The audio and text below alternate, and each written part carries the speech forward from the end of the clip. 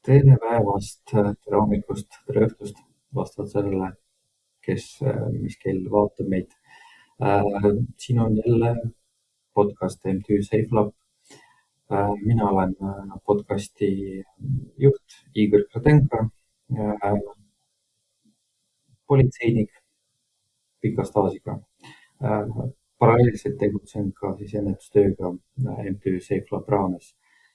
Teeme erinevaid üritusi, seminare, veebiseminare, samuti teeme podcast'e. Ja tänane podcast on meil väga eriline. Miks ta on eriline? Sest see teema on mulle väga lähedane. Olen ise politseis töötades ka kokku puutunud antud teemaga ja olen töötanud mitu aastat antud teemaga ehk siis inimkaubandus. Inimkaubandus on väga lai mõiste ja üritame tänase külalisega sellest natuke rääkida, arutleda sel teemal. Ja tänane külaline on meil Sotsiaalkindlustusametist väga tuntud ekspert nii Eestis kui ka välismaal. Ja Sille Plumberg on meil täna eksperdiks ja üritame temaga siis sel teemal arutleda. Tere, Sille! Tervist! Kas sa räägid, kus sa töötad ja kellena töötad, mis teie rühma, teie grupi eesmärgid on lühidalt ja sinu siis tööülesanded, et tutvustada ennast? Jah, sa juba väga kõlavalt tegelikult juhatasid sisse, et kui ma mõtlen, et selleks kuulajaks on selline täiesti tavaline inimene, et mida see sõna ekspert sellele inimesele ütleb, et kas ekspertsus tekib näiteks selles valdkonnas töötamise puhul, kui sa töötad selles hästi pikalt, kas sa puutud kokku konkreetsete juhtumite ja inimestega ja meie teema puhul siis ohvritega, või siis peab see olema siis kas siis ametiasutuse staatus või vastupidi, oled sa kodanikuaktivist, et täna ma töötan Sotsiaalkindlustusametis ohvriabi osakonnas ja 6 aastat olen siis ohvriabi osakonnas juhtinud seda teemavaldkonda, mis tähendab siis seda, et kõik, mis puudutab ohvreid, ohvrite abistamist ja inimkaubandust, on siis nii-öelda minu ja minu tiimi ülesanne. Ja see tähendab siis veel ka seda, et me katame kogu Eestit. Minu tiim on 2 liiget peale minu. Ehk siis piltlikult öeldes, kui praegu tuleks kõne või email või mingil muul moel inimene astub sisse kuskile klienditeenindusse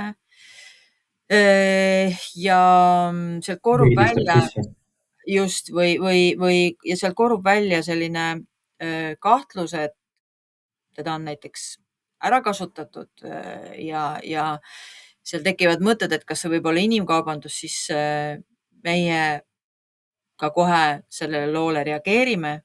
Mis see siis tähendab, et kui on vaja, siis sõidame välja, kas või teise Eestimaa otsa või siis kasutame ükskõik mis muid viise, et siis selle inimesega kuidagi kontakti saada või siis kontakti saada selle inimesega, kes sellest olukorrast teavitas või kahtleb, et see on nagu hästi lühidalt, kuidas meie töö nagu välja näeb, kuniks siis sinnamaani, et need lood on, ja sellest me ilmselt täna ka räägime, et kui tõsised need lood siis on, et kelle kõigiga tuleb sellel hetkel teha omavahel koostööd, seda lugu juhtumit võib-olla arutleda, sest et ükskõik kui suured eksperdid me igaüks ei ole, siis minu väga kindel veendumus on, et üksi neid lugusid mitte kuidagi ei lahenda. Üksi ei ole isegi võimalik selgus saada, mis looga on tegemist, et meil on väga tihe arutelu alati ka oma tiimis. Nii et see on nagu selline igapäevatöö mul täna siis Sotsiaalkindlustusametis ohvriabi osakonnas, aga eelnevalt varem olen siis ka töötanud pikalt vabaühenduses sellesama teema valdkonnaga. Jah, et Sotsiaalkindlustusamet on väga suur asutus ja erinevad teemad on käsil ja siis sinu grupp just konkreetselt tegeleb inimkaubanduse ohvritega, võimalike ohvritega ja siis te teete koostööd nii politsei, prokuratuuriga kui ka siis teiste asutustega, ministeeriumitega ja samuti tegelete ennetustööga väga, väga palju ja see on väga, väga hea. Et ja siis ega praegugi ka, et sa praegu tegeledki ennetustööga, et hetkel nii nagu meie tööga ja üritame siis rääkida väga lihtkeeles, et üritame selgitada, mis asi siis inimkaubandus tähendab, et inimestele ehk siis kui me räägime inimkaubandust, mis selle sõna taga on, et räägime võib-olla natuke lahti, et millised inimkaubanduse vormid meil Eestis on kõige mitte kasutusel, vaid et millised vormid on meil praktikas võib-olla esile tulnud ja millised on üldised ja millised on Eesti jaoks on kõige sellised, ma ei taha öelda populaarsemad, aga millega me oleme praktikas kokku puutunud ja siis sellest alustamegi. Jah, et inimesed ju jagunevad, kui nad kuulevad sõna inimkaubandus, mõnes mõttes nagu kahte leeri alguses. Osa inimesi ütleb, et nad isegi ei saa natuke aru, et miks me sellest räägime, et see tundub selline kauge teema ja et kas tõesti Eestis on ka. Siis on inimesi, ja seda on isegi ka suurem osa juba inimesi, kes tegelikult ikka on ju kuulnud sellest midagi, lugenud, sest et oleme ausad, ega selliseid teemakäsitlusi on üha rohkem nii meedias tegelikult kui ka kõige lihtsamini YouTube'i sisestad sõna inimkaubandus ja sul tegelikult jookseb kätte päris palju erinevaid näiteid, dokumentaalfilme, eriti veel, kui sa seda sisestad näiteks inglise keeles, et kätte jookseb päris palju sellist informatsiooni ja näiteid. Ja lõpuks need inimesed, kes väidavad, et nad tegelikult väga ei teagi sellest inimkaubandusest mitte midagi, et kui nad siis hakkavad kuulma neid näiteid, siis ikkagi tuleb välja, et nende teadmised ei olegi nullilähedased, vaid et nad on ikkagi võib-olla isegi teatud lugusi võib-olla märganud, aga nad ei ole osanud mõelda, et kas see võib olla midagi näiteks sellist.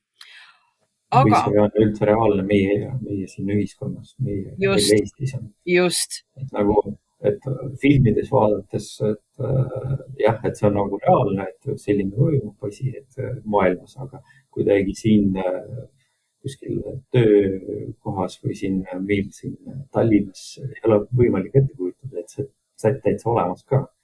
Just, ja ma arvan, et täna, kes jaksab lõpuni kuulata ja ikka veel on nagu see huvi üleval, et siis kui ta kas kuulab oma jalutuskäigul või istubki niimoodi arvuti taga ja vaatab meid ja kuulab, siis ma püüan maalida talle ette selliseid pilte, kui ta näiteks aknast välja vaatab, siis võib mõelda kas või mõnele ehitusobjektile ja mis seal näiteks võiks toimuda. Aga ennem, kui ma nende näidete juurde lähen, siis ma vastan sellele sinu küsimusele, et mis see inimkaubandus siis lõppkokkuvõttes nagu on.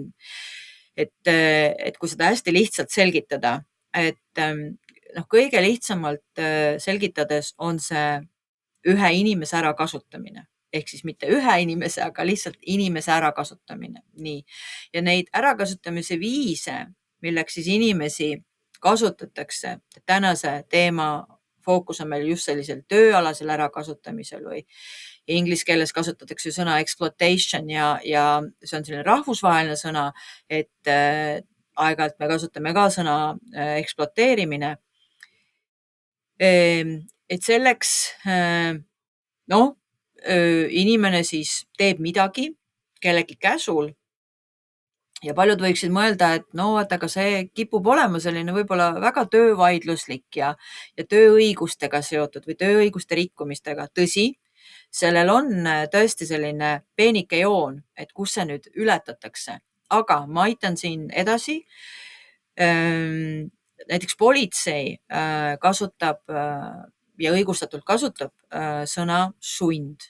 Et see inimene peab mingil põhjusel olema selles olukorras sellisel viisil sunnitud, et ta ei saa sellest olukorrast ära tulla või lahkuda.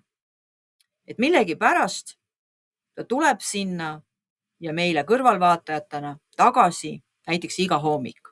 Ometigi see olukord on ekspluateeriv. Nii. Nüüd, miks ta seda teeb? Sest et täna me oleme võib-olla harjunud nägema selliseid reklaamplakateid, mis siis kutsuvad üles märkama inimkaubandust, kus on kas mingid käerauad või käeketid või silmad sinised või väga kurnatud inimesed ja sa kuidagi hästi näed, et selle inimesega on tehtud midagi väga-väga halba. Aga samas tööobjektil käib võib-olla töömees, ta ongi raske töö, veel eriti kui vaadata aknast välja, praegu on talv, kurnebki ära, eks ju, et see töö iseloom on ka selline, et ei ole kontoris töö. Aga siin on üks selline väga suur vahe. See inimene teeb tegelikult suuremalt jaolt seda tööd kellegi heaks ja kasu lõikab sellest ka seesamane siis tööandja, võtame siis tööandja. See tähendab siis mida? See tähendab siis seda, et näiteks ma teen väga palju tööd, ma teen ületunde ja me teame kõik, et ületundide eest peaks saama töötasu. Aga sina seda ei saa. Sa teed küll sa oled isegi võib-olla natuke rahul sellega, et sul on ei ole ka päris halb palk. Aga sa teed väga palju seda tööd ja mingi osa sellest rahast jääb või jätab see tööandja iseendale. See on näiteks üks väga tugev selline näitaja, kuigi see veel ei viita inimkaubandusele. Inimkaubandusele viitab puhtalt olukord ikkagi, kus tekib küsimus, et miks see inimene sellest olukorrast ei saanud lahkuda? Miks ta jäi sinna edasi? Ja nüüd tuleb ma tahtsingi just täpsustada, et sa praegu kirjeldadki seda olukorda, kus see piir jookseb, tahaks küsida, et kui on tööinspektsioon, vaatab neid töötingimusi ja siis kontrollib neid, aga siis kust see joon hakkab siis jooksma, et just kui see töötamine siis kasvab üle siis inimkaubanduseks. No vot, see on sul väga hea küsimus selles mõttes, et ongi nii, et igaüks eraldi vaadates ei pruugigi näha, sest näiteks tööinspektsioon võib vaadata otsa lepingule. Leping tundub täiesti korrektne, kenasti vormistatud, reavahed on paigas, palganumber on ka kirjutatud, töötunnid on kirjutatud täiesti õiged, aga kõik see, mis toimub taustal, on tegelikult midagi muud. Ja mitte alati see inimene, kes selles olukorras on, tegelikult ei räägi sellest. Ja nüüd meil tekib küsimus, miks ta ei räägi? Tal on nii halb olla ja ta vaikib. Ta ei räägi ühelegi ametnikule, isegi kui spetsialist või ametnik tuleb ja küsib, et kuidas sul siin päriselt on? Kuidas sul, ma ei tea, kas sulle tehakse liiga? Inimene ütleb, et ei, et mul on kõik okei või pigem ei vasta midagi. Et miks need inimesed siis kuidagi ei anna märku? Ja vot siin on nüüd see koht, mis nüüd viitab järgmisena sellele, et midagi on väga-väga halvasti.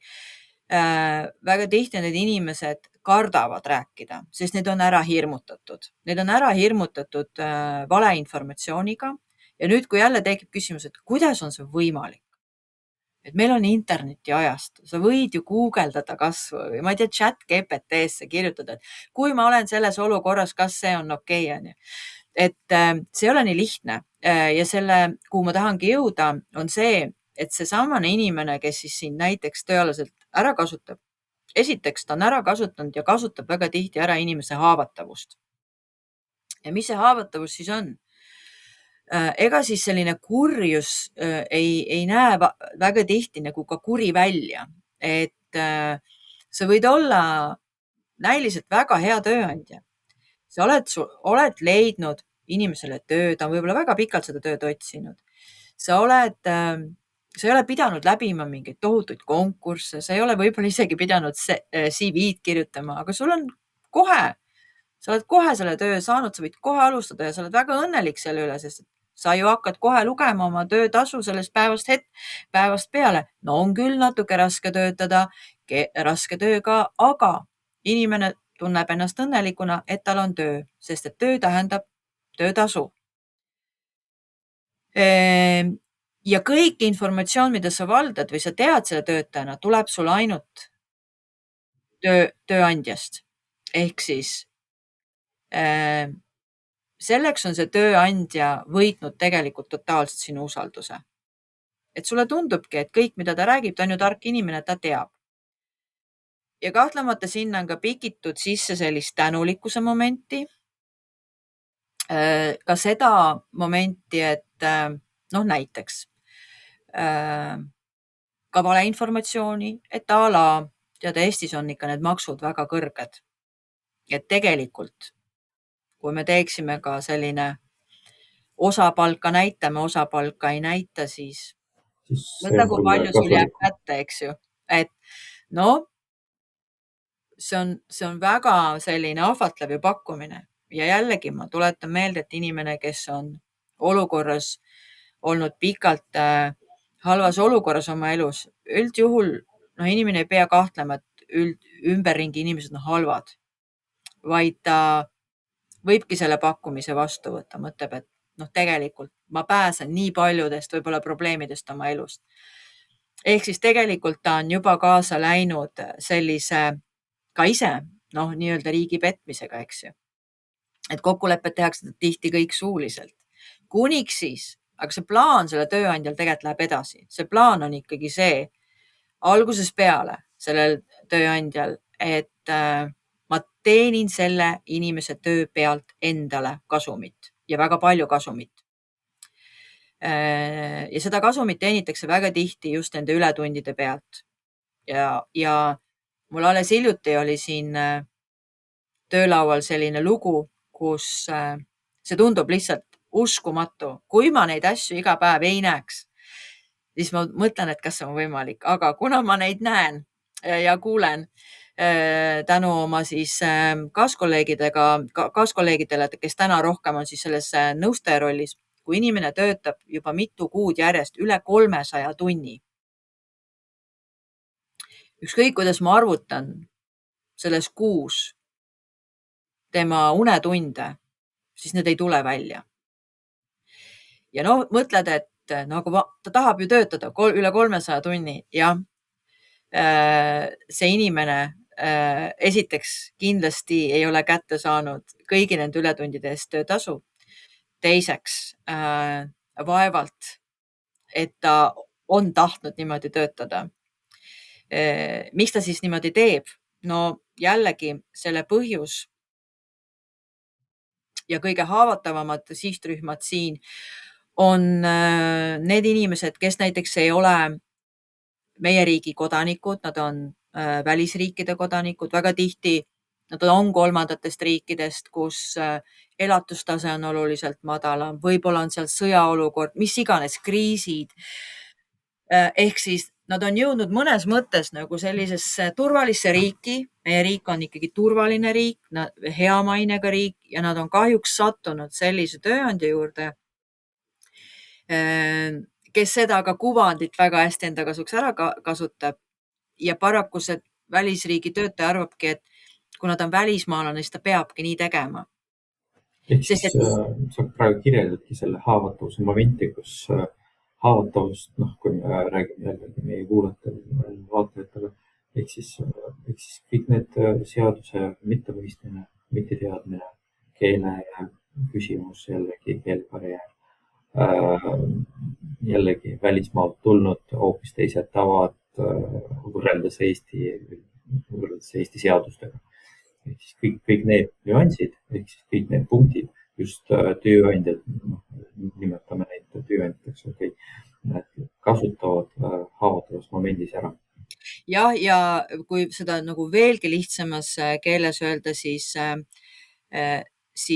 see, et ma ei lugenud läbi ühte või teist dokumenti või see, et ma ei tea kõiki seadusi, siis see ei anna õigustust teisele inimesele ärakasutamiseks, see ei anna õigustust. Et selle ma tahan kohe nagu hästi selgelt välja öelda, ja miks ma seda tahan öelda, sest need inimesed, kes nendes olukordades on, süüdistavadki koheselt ainult iseennast. Nad hakkavad kohe ennast süüdistama, et miks ma olin nii rumal või ma olingi väärt seda, kuna ma ei teadnud. Ja siin me alati pöörame selle teraviku ikkagi selle inimese peale, kes seda olukorda enda jaoks väga teadlikult ära kasutas. Inimkaubandus ja inimese ärakasutamine ei ole juhuslik.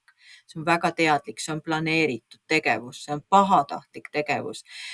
Ja seda tehakse tänapäeval ka väga peenelt, väga oskuslikult ja paraku nende sinu vastas ongi inimene, kes teab seadusi väga hästi, teab, kuidas seda infot sulle valesti näidata. Ja see, et sina teda usaldad, siis selleks on ta ka teinud piisavalt palju tööd, et võita sinu usaldus. Ja arvatagi, et näiteks kui tuleb mingi riigiasutus, küsib su käest midagi, siis need inimesed kindlasti ei taha sulle head, tahavad sind trahvida, tahavad sind karistada ja paraku inimesed kipuvad seda uskuma, aga ka teatud asjade põhjal. Sellepärast, et nendel on võib-olla oma koduvabariigis just nimelt, kas nad on näiteks kogenud sellist kohtlemist või nad ongi olnud nende enda koduvabariigis näiteks selline korruptsioonitase palju kõrgem, eks ju. Et kui ma olen mõelnud, et näiteks Eestis politsei usaldusreiting on ju väga kõrge ja ma tean seda, et meie inimesed ei pelga politsei poole pöördumist. Pigem on nendel alati see küsimus, et kas selle looga tegeletakse.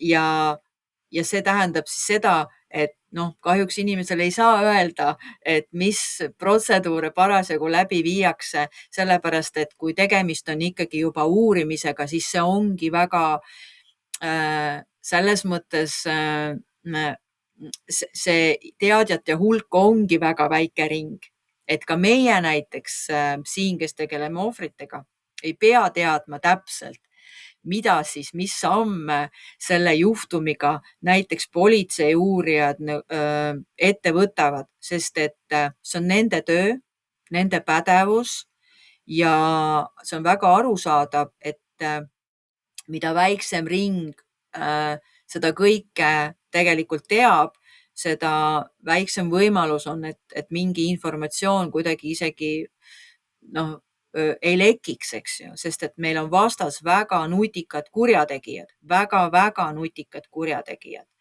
Et need menetlused või need uurimised, mida ka siis politsei ja prokuratuur, eks ju, läbi viivad, on väga keerulised ja väga tõsised. Ehk siis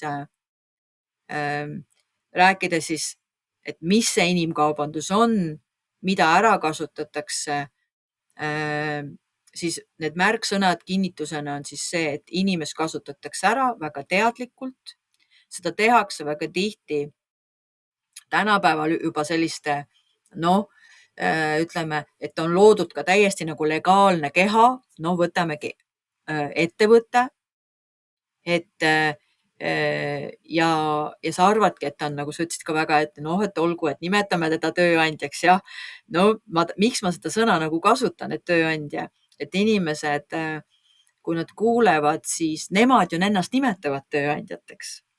Meie nimetame ka nendes olukordades ikka neid inimesi ikka kurjategijateks, kes tegelikult on loonud endale väga hea kuvandi. Nendel on väga ilus võib-olla veebileht, nendel võib-olla ettevõtte reiting ei ole ka väga madal, eks just, et ta mõnes mõttes maksab ka mingeid makse, et ta näitab visuaalselt nagu, et tegelikult on kõik toimib, kõik on väga hästi.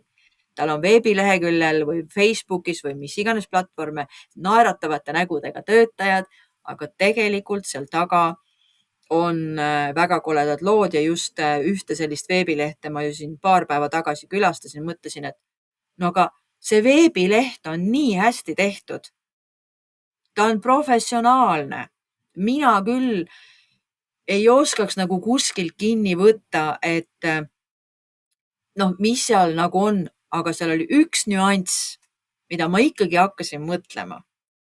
Ma ei leidnud ühtegi pilti nendest juhatuse liikmetest selles veebileheküljes, mitte ühtegi.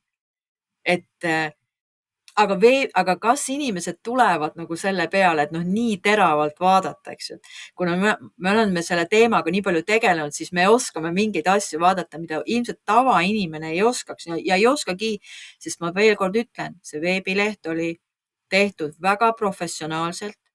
Ta jättis väga tõsise mulje, usaldusväärse mulje. Nii et kui ma midagi sellest ei teaks, siis mina oleks kandideerinud. Sest see tundus ka väga lihtne, et sul oli lihtne täita ankeeti, kõik toimis. Aga selle taga, nagu täna juba meie teame, on tegelikult hoopis teised lood.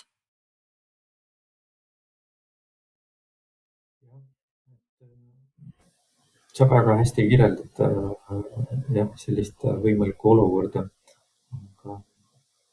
Et me just nagu kirjeldasime sellise raske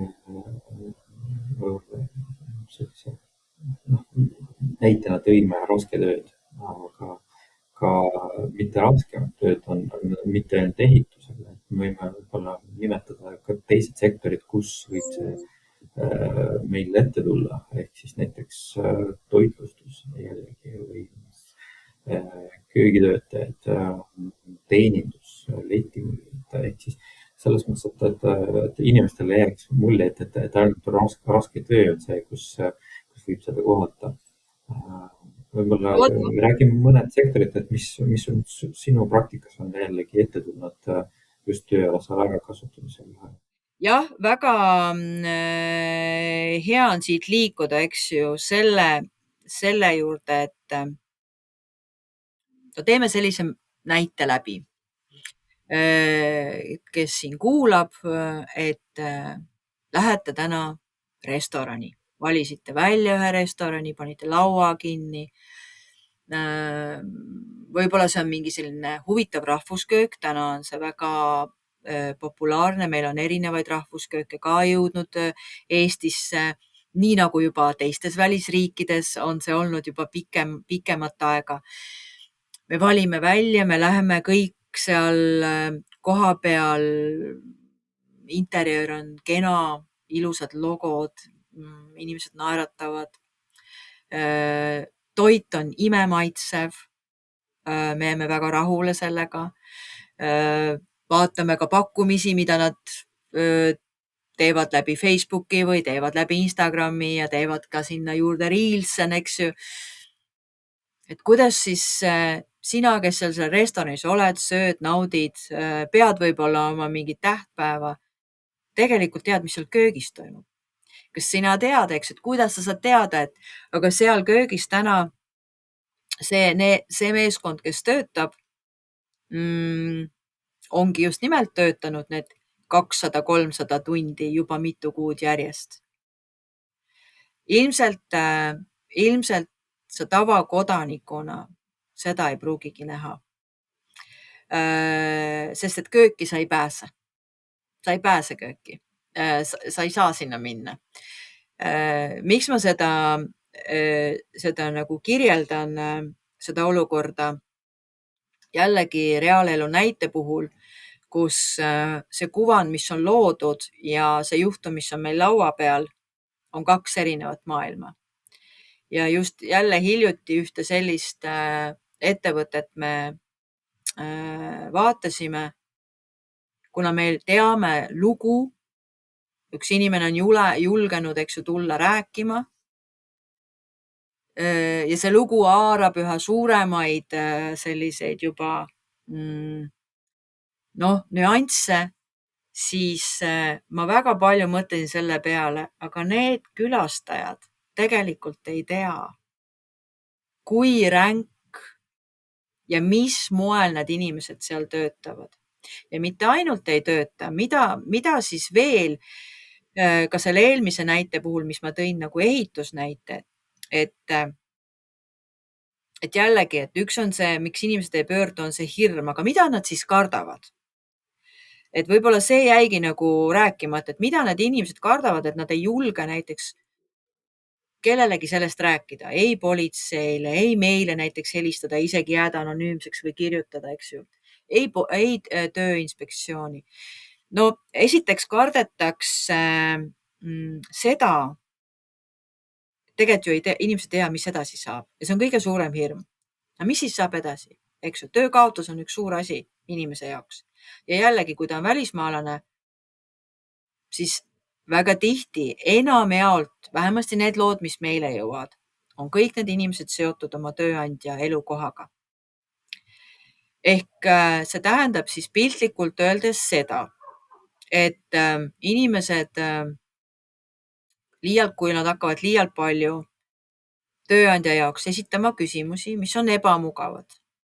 Ja tööandja hakkab juba mõtlema nii, mul on tunne, et mu töötaja on saanud infot rohkem, kui ma seda tahaksin, ehk oma õiguste kohta. Siis see töötaja muutub talle väga ebamugavaks ja ta paraku leiab viisid, kuidas hakata seda töötajat sellest ettevõttest välja nii-öelda puksima. Ja selleks on väga erinevad viisid ja üldjuhul on see siis selline viis, kus inimene on ka juba alandatud, näiteks rahvuse põhjal, väga tihti toimuvad sellised ka rahvuse põhjal solvangud või tänutundele rõhumine, aga ka ähvardused, et kuule, sa oled siin, elad minu üüripinnal, sa võid võtta oma kohvrid, pakkida need kokku ja uksest välja astuda, sest et sul ei ole üürilepingut. See ei ole mitte keegi selles korteris. Ja mis ongi tõsi, sest enamjagu nendel inimestel selleks eluruumiks, mida on talle siis tööandja on pakkunud, lepinguid ei ole. Ja inimene on sisuliselt tänaval. No, see on tema reaalsus sellel hetkel. Et nüüd võib mõelda, et okei, aga miks ta siis ei võta endale ise seda elamispinda? Ei üüri mingisugust korterit, ma ei tea, ka kõige odavamat. Ja siin on nüüd see järgmine trikk, et esiteks see töötasu, mida nad on siis ka saamata jäänud ja see väga tihti ei tule ka korrektselt ei arve peale või seda on antud sularahas, siis see raha hulk on tegelikult lõppkokkuvõttes ja see on hästi suur reaalsus, mis neid inimesi nii-öelda siis tabab. Selle eest ei ole võimalik midagi üürida, sest et see reaalsus, kui palju midagi maksab, on ka tegelikult olematu. Sest täna, kui sa tahad rentida midagi, sa pead ka tegema päris mitme kuu sissemakse, eks. See on number üks. Teiseks, inimesed päris endale sellist isiklikku võib-olla pinda ei suuda eriti Tallinnas ikkagi rentida, seda tahetakse rentida mitme peale, aga siin võib ka ütelda üürileandja, et kuulge, et see on veitse kahtlane, et ma tean küll, et te tahate võib-olla kokku hoida siin 5 ühetoalises olla, aga meil ei ole see nagu lubatud või noh, mitte lubatud, aga mina seda nii ei taha, eks ju. Et ehk siis see inimene peab samal ajal töötama, leidma elukoha ja lisaks selle taustal, et ta on ka tohutult väsinud ja väga segaduses. Ja ilmselt tal kuklas ka on üks teine veel mõte, mis on siis selline veel tööandja poolne, eriti selline oskuslik manipuleerimine, et ta kasutab sõna, et ma deporteerin sind. Ja see tähendab, jah, et saadan riigist välja ja jällegi inimene mõtleb, et noh, et aga kui ta mu riiki tõi, siis ta saab ka mind riigist välja, eks ju, ajada. Ja noh, võib-olla selline tööalane nüanss kõigile, et need kolmandate riikide kodanikud Eestis vajavad siis töötamiseks siin Eestis tööluba, mida siis küll annab Politsei- ja Piirivalveamet, aga seda taodelda saab tegelikult tööandja. Ehk siis lihtsas keeles, kui ta kaotab tööandja, kaotab ka ta selle tööloa, töötamiseks loa. Ta võib küll viibida siin viisa alusel, aga ta ei tohi töötada ennem, kui tal on uus tööandja. Ehk siis ta läheb tööotsingutesse, aga tal ei ole mitte õrna aimugi, kuidas tööotsingud Eestis käivad, sellepärast et kõik muu on eelnevalt talle varem ära tehtud.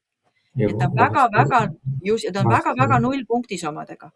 See toimub juba siis selles riigis, kus ta tuleb neile. Just. Et siis ta ei ole selle olukorda siia ise jälginud, kuidas see toimub, vaid talle tehakse kõik juba ette. Ta tuleb näiteks kas või näiteks Ukrainast siia ja siis tal on need vahendusfirmad või siis selle sama firma, kuhu ta tuleb juba kõik ette vormistanud, teinud ja tuleb juba tuuakse ta isegi vahest juba sellest bussijaamast või siis lennujaamast kohe korterisse ja järgmine päev kohe juba tööobjektile.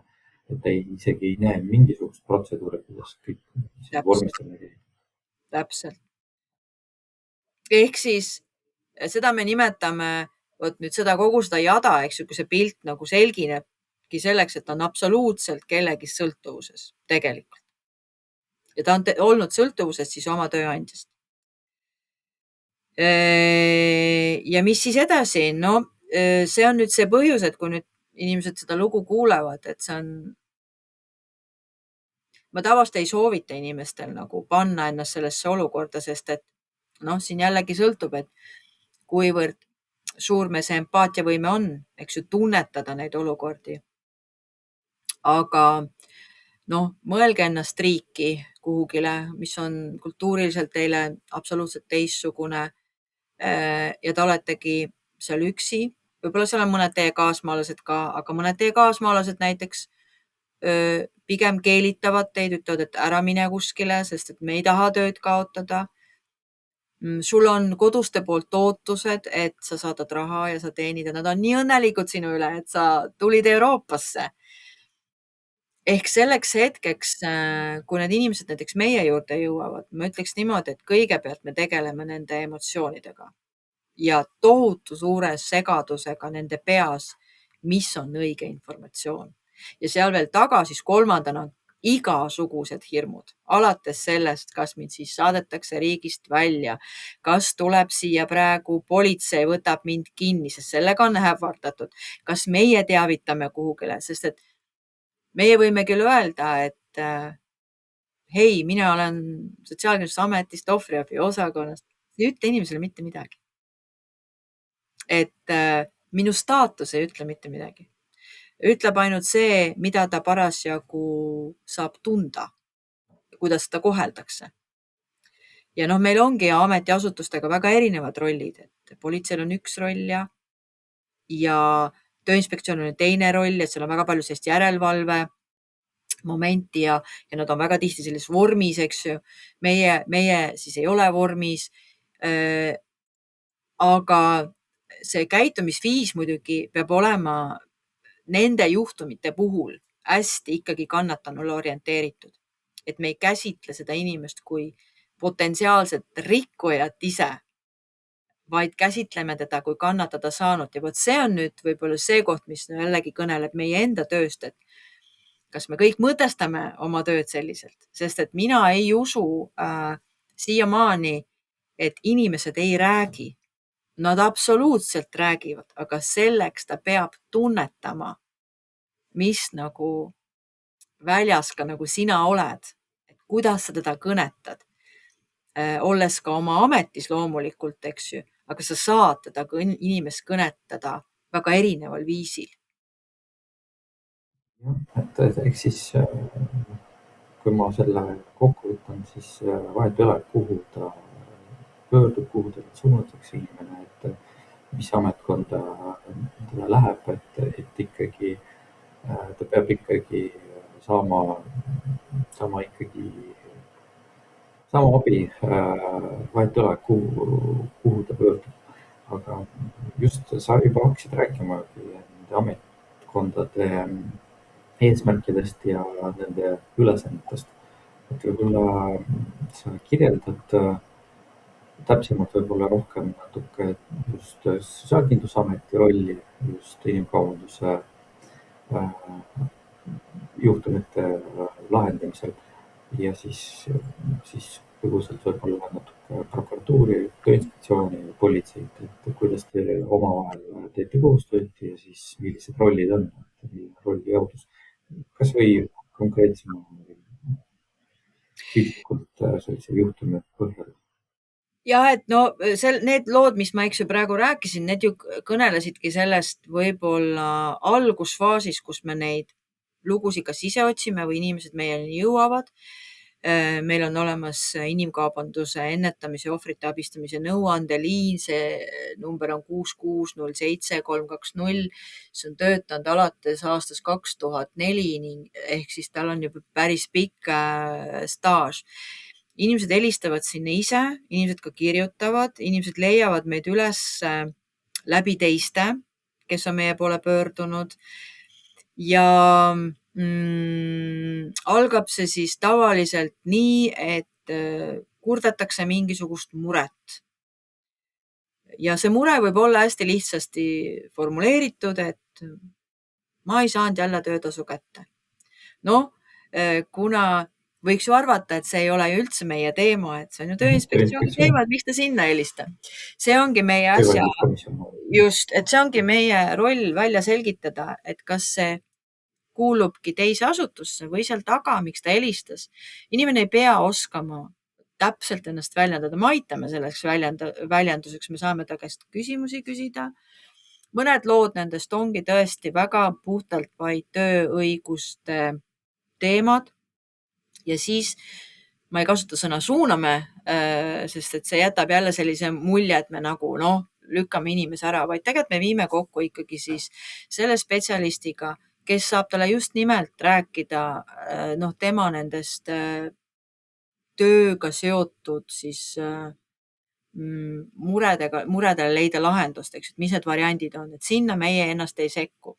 Küll aga kui see lugu siis kõneleb nendest märkidest, mida ma siin tõin, eks, et seal on töötasu maksmata, siis seal on väga palju ületunde, vaatame ka inimesele otsa või kuuleme tema häält, eks ju, kuidas ta räägib, eks ju, missugune ta emotsioon on. Mõjutamismomente või just. Ja inimesed väga tihti kohe alguses nagu kõike seda ei räägigi, et nad võivad ka ühe nii-öelda jutuvoona rääkida, vaid ainult sellest detailidest, mis võib-olla isegi ei kõnele sellest teemast, mis see meie fookus on, aga küll me aitame sellel inimesel nagu seda fookust sättida ja seada. Ja egagi väga tihti esimese korraga või teise korraga me ei pruugi nagu ise ka aru saada, et mis see päriselt on, sest inimese mälu on ka selekteeriv.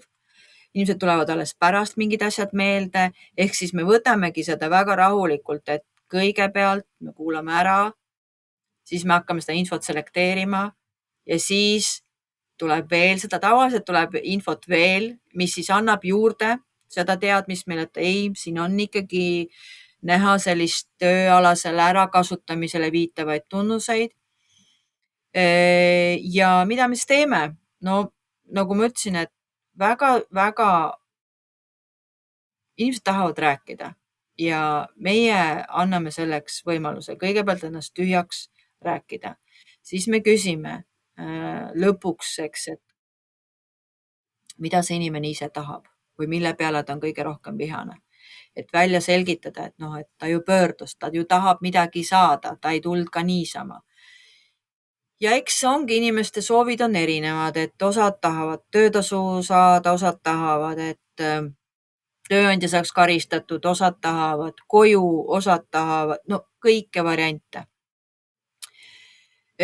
Ja siis vastavalt sellele me tegutseme samas kogu aeg paralleelselt, eks ju, vaadates, et kas see on tööalane ärakasutamise juhtum või mitte. Mida rohkem märke hakkavad viitama tööalasele ärakasutamisele, me väga tõsiselt võtame ka seda, et kui suures riskis või ohus see inimene võib olla, sest et inimene ise seda tunnetada ei pruugi. Mis see siis tähendab?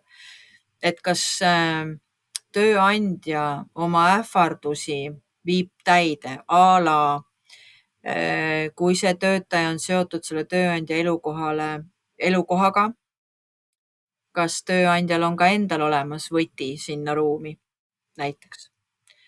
Kas tema asjad on tema käes või on kuskil hoiul näiteks? Just. Või millal tal lõpeb üldse viisa, eks?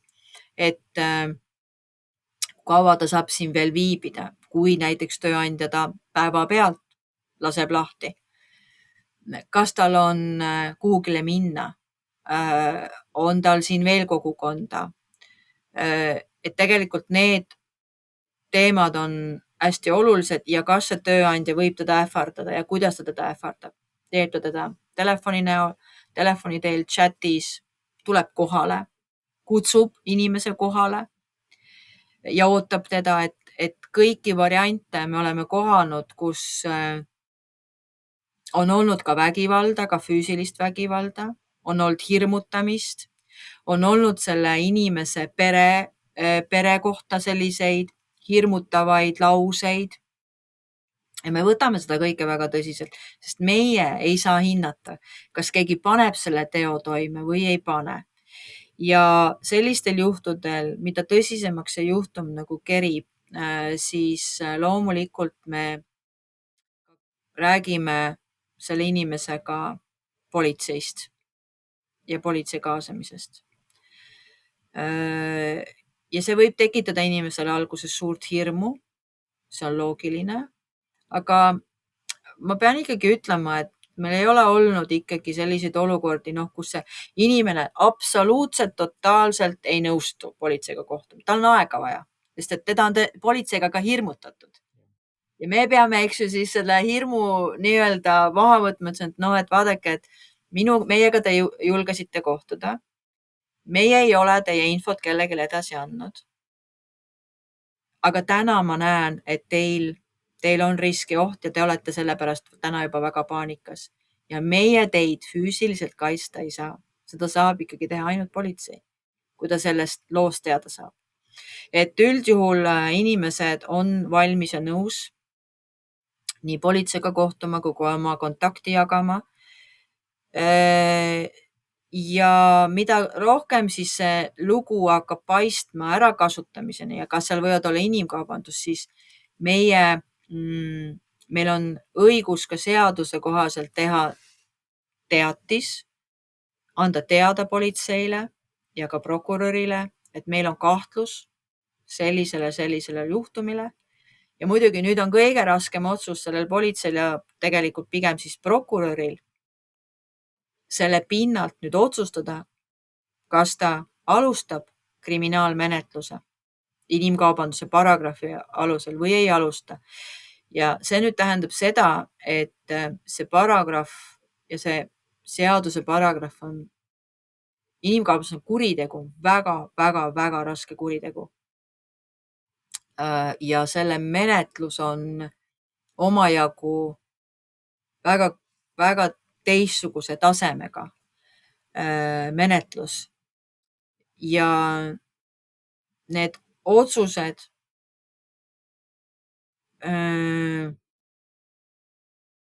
kas siis alustatakse või mitte, ütleme, kui ei alustata seda kriminaalmenetlust, ei tähenda see seda inimesele, et tema jutt oli vale, vaid et lihtsalt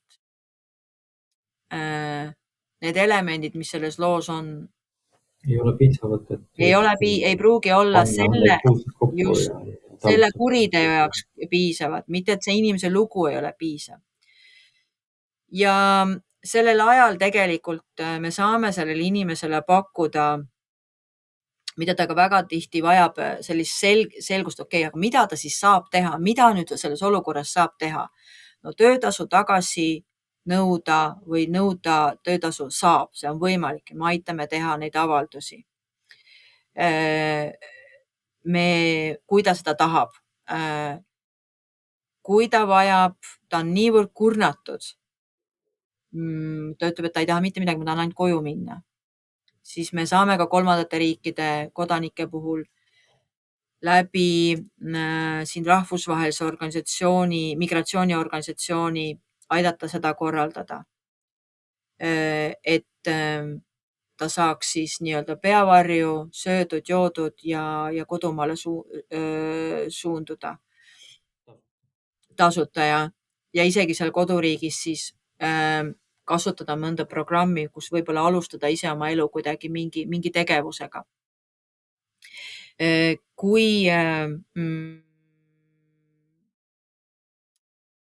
ta on sellest elukohast välja visatud, kus ta on, siis ajutiselt on võimalik teda, kui on oht ja risk, teda ka majutada, aga see on väga-väga ajutine, sest tegelikult kui seda kriminaalmenetlust ei alustata, siis need variandid ongi, et kas ta pöördub kodumaale tagasi või kui ta jääb Eestisse, mis vahendid tal selleks Eestisse jäämiseks on. Kui kiiresti saab ta näiteks tööle ja seda tööd talle keegi garanteerida Eestis ei saa. Ta saab kandideerida, aga garanteerida seda paraku ei saa. Küll ta saab nõustamist, võib-olla mingit meelerahu ja tavaliselt inimesed jooksevadki lukku oma võimalustes, kui nad on väga suures pinges ja stressis.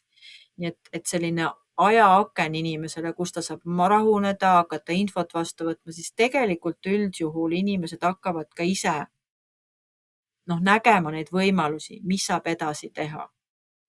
Aga kõik need töötamise lood,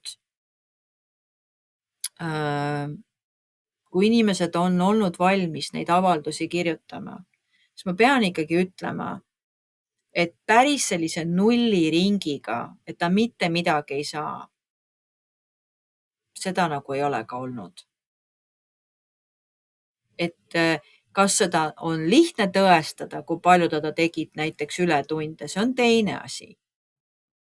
Aga selleks ta peabki olema valmis, et nii-öelda läbi kõik need olukorrad mõelda, vaadata, otsida need dokumendid, mis ta võib-olla on kuskile, võib-olla vihikusse endale kirjutanud üles need töötunnid, need on väga väärtuslikud materjalid tegelikult. See näitab seda, et mingil põhjusel on ta pidanud oma töötundide arvestust, sest kui tavainimene mõtleb praegu, et mina küll oma töötundide arvestust ei pea, et mulle ilusasti laekub töötasu just nimelt, sest meil ei ole seda vajadust. Aga inimene hakkab seda tegema sellepärast, et tal on ilmselt olnud mingi kahtlus, kas ta saab need rahad kätte. Nii et ütleme laias laastus me otsime seda inimkaubanduse momenti, kui me selle leiame, kui see menetlus alustatakse, siis tegelikult sellel inimesel on muidugi päris suured õigused erinevatele teenustele. Siis tahtsingi just küsida, et mis Sotsiaalkindlustusamet siis pakub sellistel juhtumitel? No kõike, mida vaja, ütleme niimoodi sisuliselt, kui niimoodi hästi lihtsalt öelda, aga mis see tähendab, seal ongi see sõna vaja, et juriidilist abi, psühholoogilist abi, mõnel inimesel on ka olnud vaja tervishoiuteenust, sest et selles olukorras, kus ta on olnud, on juhtunud õnnetused. Ajutine turvaline majutus, ka seda on kasutatud, sest et inimene on olnud ka ohus oma tööandja poolt, teda on olnud vaja nii-öelda varjata ja et ta saaks nagu toibuda. Nagu ma ütlesin ka, et kui vaja, siis ka koju saatmise teema, võimalusi, kõiki selliseid abisid, mis võimaldavad tal aru saada. Näiteks ka me saame ka aidata inimest, et kuidas seda tööd otsida, kus seda tööd otsida, mida saata, eks ju. Siin tuleb väga tihti ka Töötukassa mängu, et me saame talle neid teid nii-öelda sillutada või kasvõi seda, et aga mis staatus tal siis praegu siin Eestis on, et ta siin saaks viibida edasi näiteks, et meil on olemas PPA-s migratsiooninõustajad, kes saavad tegelikult ka väga hästi nagu lahti selgitada ja selleks me lepime need ajad inimesega kokku, et ta võib-olla ta ei oska asju küsida, siis me alati pakume ka seda abi, et me oleme ise kõrval. Sest et inimesel orienteeruda äkitselt maailmaga, mis on talle nii võõras, on päris keeruline ja me seda väga hästi mõistame. Nii et me oleme päris palju alguses selle inimese kõrval. Aga, vabandust. Aga mida me oleme märganud, et ka selline 2-3 kuud keskmine, kui inimene on ennast välja puhanud, kuidagi rahunenud, siis tal hakkab ka kõik kohale jõudma. Ja tal tekib ka endal see jõud edasiminekuks, lootuseks. Kui ta näeb, et tema kõrval on ka inimesed, kes teda toetavad või abistavad, siis inimesed tahavad tegelikult naasta tagasi nagu oma mingisugusesse igapäevarutiini. Mis puudutab neid tööalaseid lugusid, väga paljud inimesed tahavad ikkagi saada tööle, leida töökoht. Ja kui mitte, siis Eestis, siis kuskil mujal. Või võib-olla ka, et keegi nendega kaasa mõtleb, et mida teha. Teinekord ongi väga mõistlik minna tagasi kodumaale, natuke seal toibuda.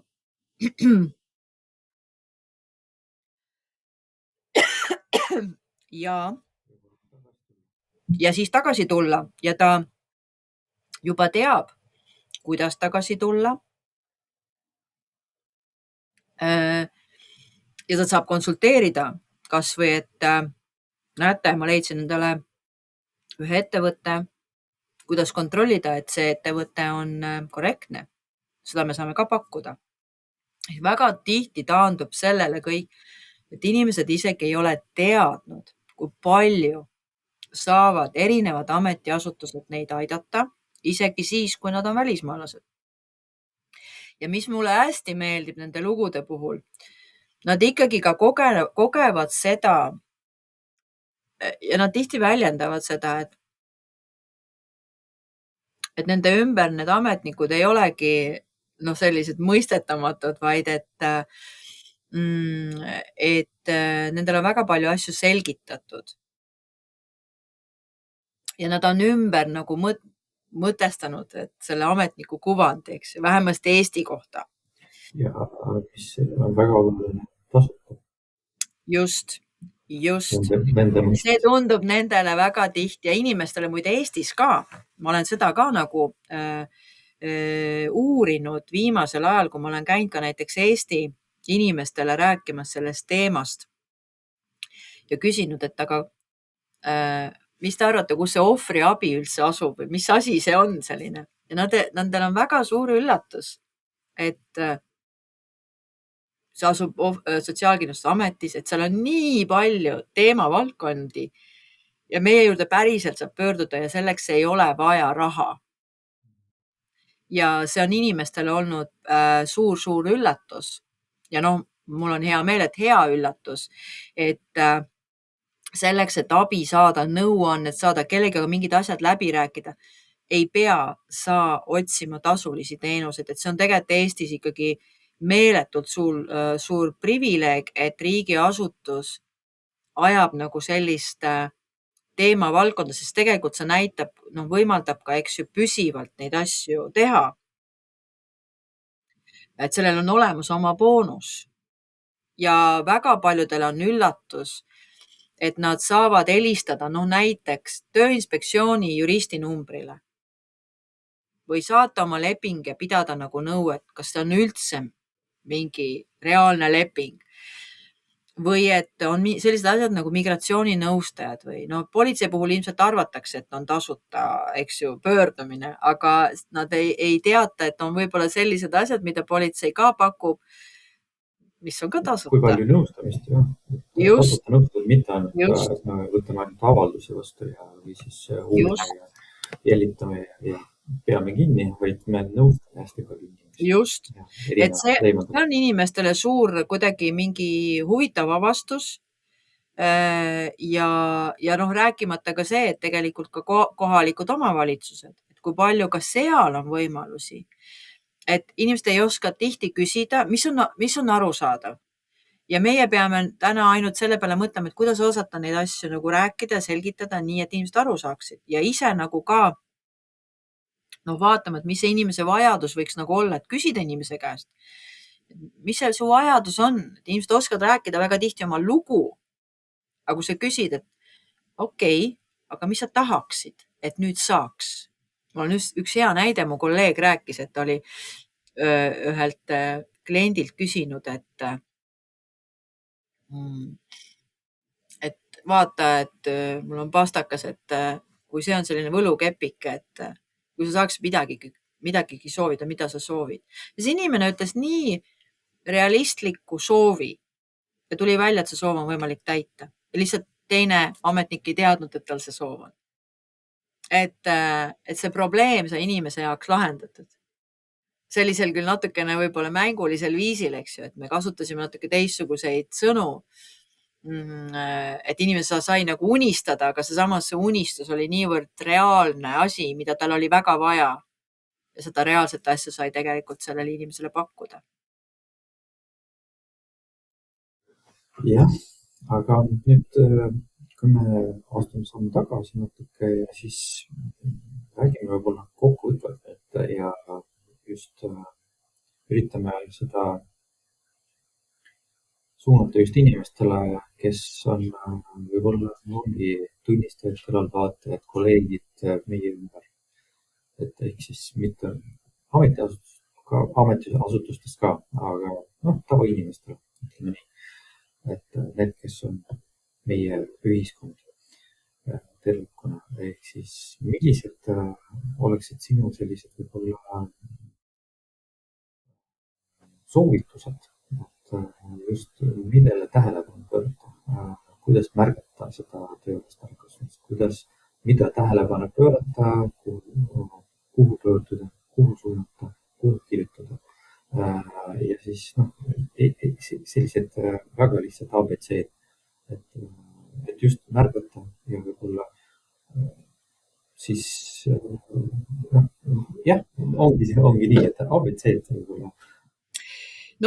Kõigepealt alustan siis lõpust, et kui tekib kahtlus, siis ärge peljake võtmaks kas telefon 6607-320, aga kui te helistada ei tahate pigem kirjutada, siis kasutage selleks emaili inimkaubandus@sotsiaalkindlustusamet.ee.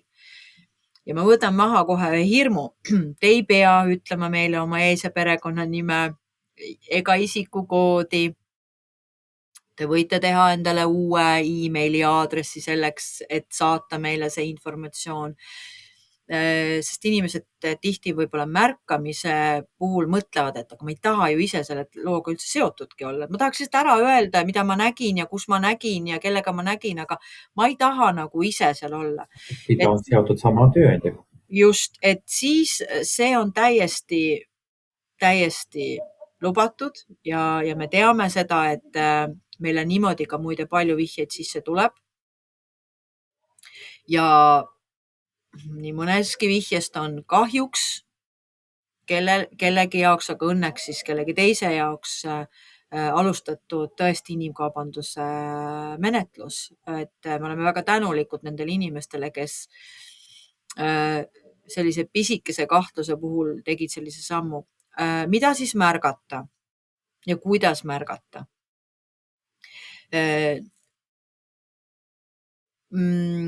Kõik, mis puudutab ehitusvaldkonda, et ja sellised ehitusobjektid, kus võib-olla te näete pesu kuivamas, mis on pool valminud, kus võib-olla see ehitus käib laupäev, pühapäev ja hilisöötundideni. Projekud, kus objektidel on, et pidevalt on tuli põlemas ja siis on märgata, et seal elatakse pidevalt. Just, et te näete, et inimesed tulevad siin, mingid töölised on ju, et need on veidi kahtlased olukorrad ja nendest võiks anda teada, sest ma veel kord rõhutan, need inimesed, kes ise selles olukorras on, sellest teada ei anna. Kohe kindlasti mitte väga tihti. Et lihtsalt näiteks siis, kui te olete suvel oma suvilates, oma talupidamistes ja te märkate põllu peal või kuskil mingeid soojakuid või et seal toimub hommikust õhtuni üks töö tegemine. Võib-olla need inimesed ei ole seal isegi kohalikud mitte. Teile tundub, et kuidagi kõik on väga ebainimlik seal, siis ka sellest võiks anda teada, sest sellised võib-olla hooajatööd, neid saab märgata üldjuhul pigem kohalik inimene, sest et need on juba natukene nagu peidetumad. Ehk siis näiteks Soomes on olnud selline ju väga suur juhtum, minu meelest oli tailannadega, keda toodi Soome metsadesse marju korjama, et nad olid kõik ekspluateeritud, et et need töötunnid ja need tööajad ja see, kuidas neid sinna viidi, hommikul viidi, õhtu hilja toodi, ja kus nad elasid, et seda sai, eks ju, märgata ainult see inimene või need inimesed, kes kuidagi olid seal vahetus läheduses, kas siis elasid, omasid mingisuguseid oma elamisi ja hakkasid nagu kahtlema selles, et mis toimub, et miks see nii on. Et kohalikud elanikud. Seal, kus seda sellist suurt sellist rahva voolavust ei ole, et siis liikumine on piiratud. Ka meil on sellised kohad, kus meil samamoodi on hooajatööd olemas. Absoluutselt. Siis kindlasti pange tähele kerjamisi, et meil ei ole Eestis kombeks kerjata. Meil tegelikult on olemas ju erinevad sotsiaalasutused, kus inimesed saavad kas või sooja sööki, et nad ei pea kerjama.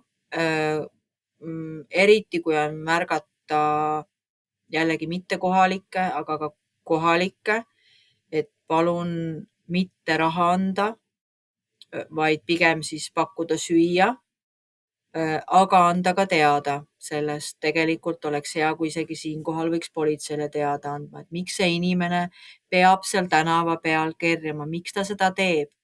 Võimalusel jäädvustada kõike. Just. Praegu tänasel päeval kõik, millest me praegu sinuga siin räägime, üritame kõik jäädvustada. Ehk siis meil on täna kasutusel kõigil smart mobiilid, telefonid, nutiseadmed.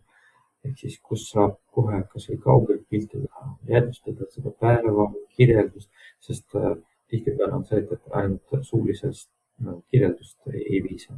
Et just tuvastada asukohta, tuvastada isikut, tuvastada mitte asutust, kus see toimus või kus lähedus see toimus.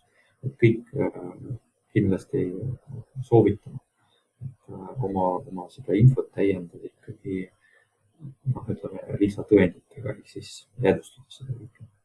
Jah, aga kui te seda Kui see ka ei võimalik tee, on. siis ikkagi loomulikult on see teavitamine hästi oluline, sest et ei kujutagi ette, kelle te võite päästa. Meil alles ju hiljuti oli ka ajakirjanduses üks lugu kerjamisest ja selle muide avastas ja tuvastas üks inimene, hakkas lihtsalt vaatama, et aga miks see inimene niimoodi siin sellise külma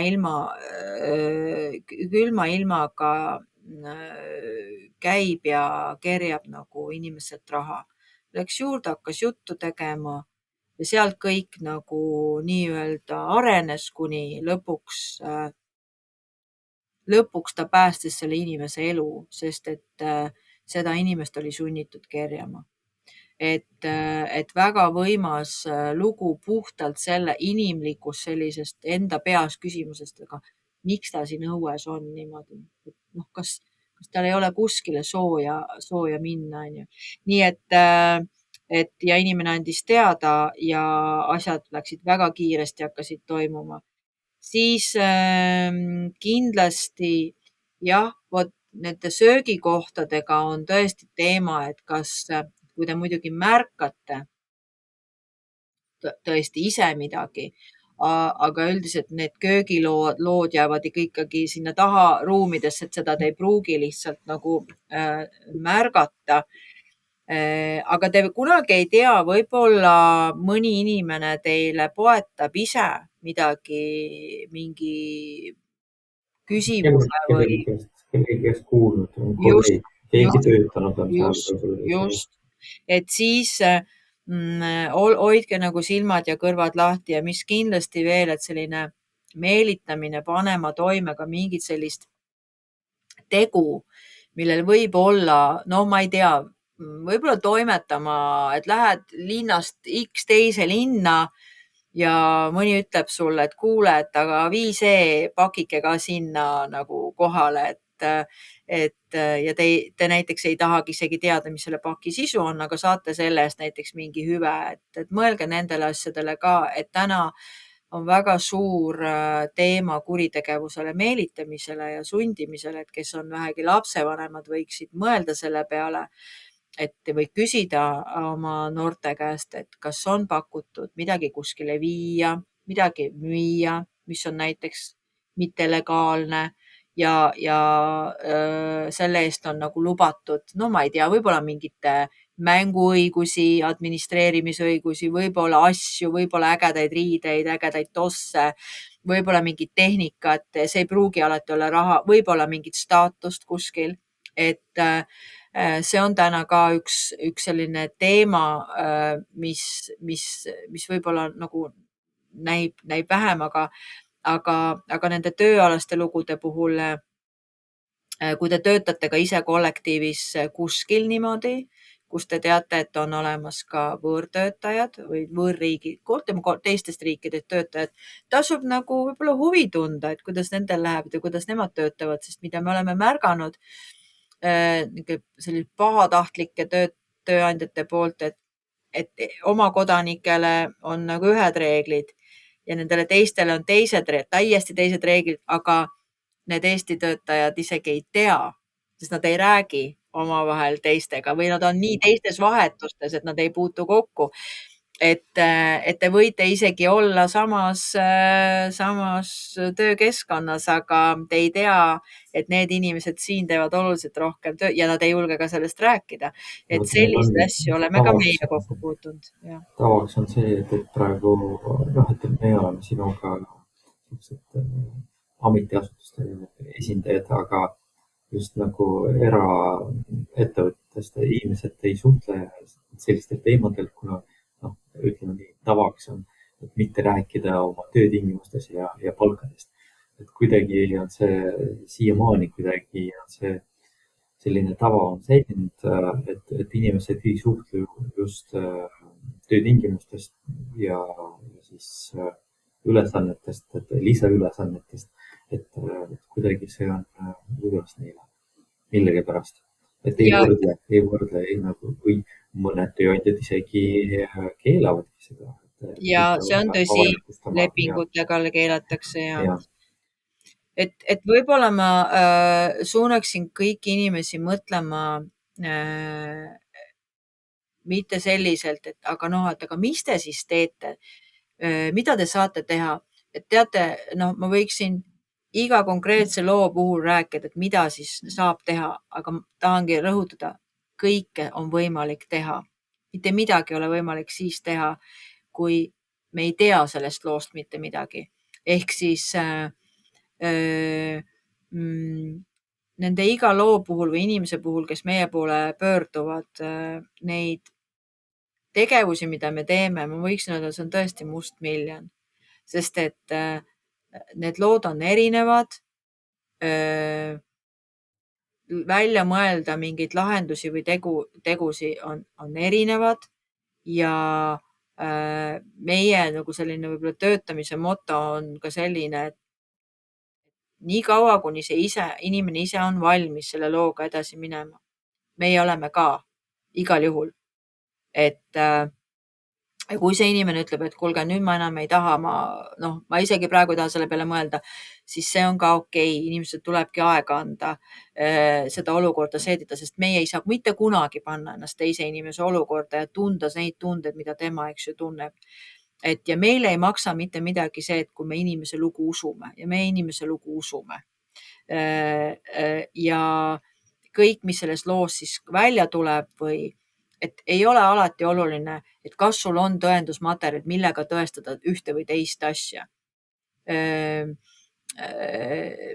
Ma veel kord ütlen, et ükskõik kui kaval ei ole see kurjategija, siis ka nemad eksivad. Aga inimesel on vaja tihti ka teadmist, et keegi teda usub. Ja see, et mõnda asja ei ole võimalik tõendiga tõendada, ei tähenda, et seda pole juhtunud. Seda see ei tähenda. Nii et siin mõnes mõttes ongi selline vastastikune usaldus, eks ju, et mõlemapoolselt ja ikkagi meie vaatame neid lugusid vaid niimoodi, et mida me saame teha, mitte mida me ei saa teha. Me kunagi ei mõtle niimoodi, kui inimene tuleb ja hakkab rääkima, oi, seda me ei saa teha või ei, mida me saame teha. Mõtleme kõik variandid välja, mida saab teha, midagi saab alati teha. jah, et ei pea see juhtuminfo, mis inimesed toovad meile lauale, et alati lõppema just menetlusega ja selle tööandja kinnipanemisega. Et jah, peab mõtlema nii, et ikkagi kuidagi mõjutame seda olukorda. Ja väga palju mõjutame. Päästame kas või natuke, parandame seda olukorda võib-olla midagi ikkagi muutub, et samas,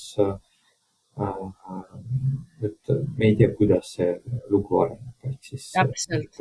Et selles mõttes, et see võib kasvada, see võib mõjutada inimest, see võib päästa inimest ja võib-olla sellest infot kasvab mingi hoopis teine lugu, hoopis teine inimene saab abi. Ehk siis neid lugusid on erinevad, ehk siis, et inimene, ma mõtlen just inimene, kes toob seda infot meile ametiasutustele, peabki, ei pea ette mõtlema just, et mis sellest infost saab. Tooge, meie juba ise vaatame, lahendame, mõtleme, kuhu ja kuidas seda suunata ja lahendada. Et peaasi, et see info on meie käes. Ja kui me ka küsime neid lisaküsimusi, siis vaid selle jaoks, et te ei pea muretsema, et te tulete nagu täis sellise looga, teil on kõik vastused, et see on meie teha, et küsida neid küsimusi, mida meil on vaja küsida, lihtsalt selle jaoks, et enda jaoks, et kuidas olla ette valmistunud selle looga edasi minna ja mida teha. Et selles seda me alati nagu rõhutame, nii et mul on alati ainult üks soovitus, et pigem teavitamised jäävad julguse taha ja ma saan väga hästi aru, kui inimesed teinekord ei julge seda teha, sest nad ei tea, mis on nende seotus. Teavitajaga meil ei pea olema mitte mingit seotust. Pigem, et see inimene, kes selles olukorras võib olla ohver või kannatanu tegelikult saaks abi. Aga ma arvan, et tänaseks täiesti piisab, et ma olen väga tänulik sulle selle eest, et sa olid valmis jagama oma mõtteid sel teemal ja siis ma arvan, et meil on veel teemasid, mida veel arutada ja kindlasti me teeme seda kas sinuga või siis sinu kolleegidega. Ja siis, sest inimkaubandus on väga, nii nagu ma alguses ütlesin, väga lai mõiste, koosneb paljudest sellistest nüanssidest ja ta on väga lai. Ja tänan sind nii sisuka arutlemise eest. Ja tänaseks siis lõpetame ja loodan, et see oli kasulik ka meie kuulajatele ja vaatajatele ja kindlasti ma jätan kontaktid, millest me oleme rääkinud täna selle video kirjelduses. Kindlasti tulevad kõik lingid ja vajalikud kontaktid ja kindlasti mitte allkirjastage, vaid tellige meid, jah, et subscribe on see inglise keeles, kui me räägime meie kanalist, YouTube kanalist ja siis tellige ja jälgige meid nii Facebookis kui ka siis YouTube'is. Aga tänan kõike kuulamast, vaatamast ja siis järgmise korrani. Aitäh sulle ka!